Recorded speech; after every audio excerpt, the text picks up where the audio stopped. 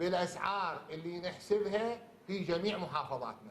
ئەوەی بەرپرسانی حکوومەتە ماوە بەسەرچۆکەی هەرێمی کوردستان لەبارەی دیوە شاراوەکەی ڕێککەوتنی نەوتی لەگەڵ حکوومەتی فیدراڵ دیانویست بیشاردنەوە، وەزیری نەوتی عێراق خۆی ئاشکرای کرد کە حکوومەتی ماوە بەسەرچوو خۆی هۆکاری قەیرانی سوتەمەنیە.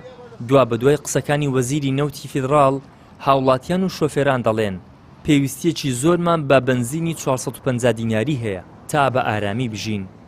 ئێمە بە ڕاشکاوی پێمان وتن 50,000 بەرمیلەکە ئێمە وەری دەگرین و هەناردەی دەکەین و ئێمەش وەک وەزارەتی نەوت سەرپەرشتی دابینکردنی بەرهەمە نەوتیەکانی بەنزین و غاز دەکەین بەو نرخەی بۆ سەرجەم پارێزگاکان دابینی دەکەین.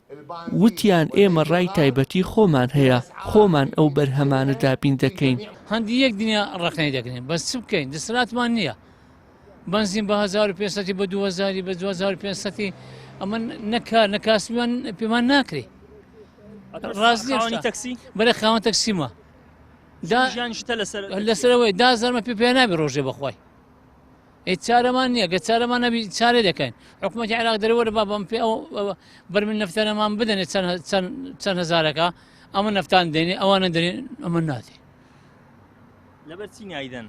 سوانم لە بە قازانج خۆیان نادن لەبەر چێ نادەن.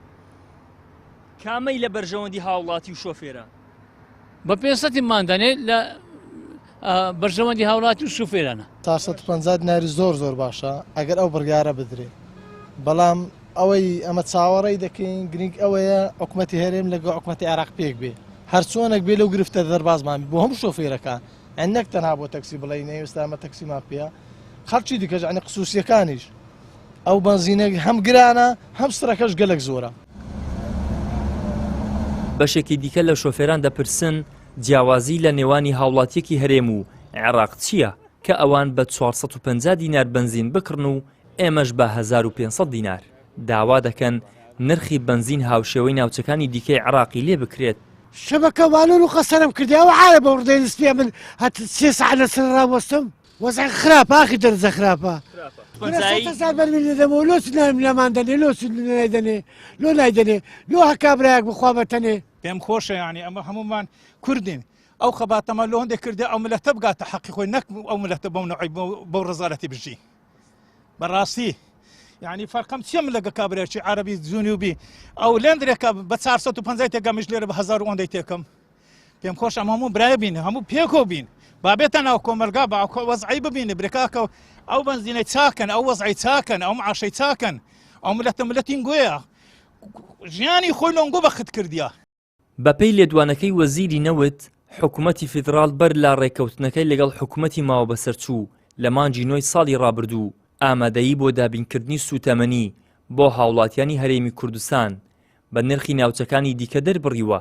لە بەرامبەریشدا حکوومەتی ماوە بەسەرچوو ئەو 50,000 بەرمیل نەوتەخاوەی بۆ بگێڕێتەوە تا بیفرۆشێت، بەڵام بەرپرسانی هەرێم بە پاساوی بوونی پاڵاوگا ئەو هەلەیان ڕەت کردوتەوە و هۆکاری دیکەیان بۆ چەوساندنەوەی زیاتری خەڵک دۆزیوەتەوە.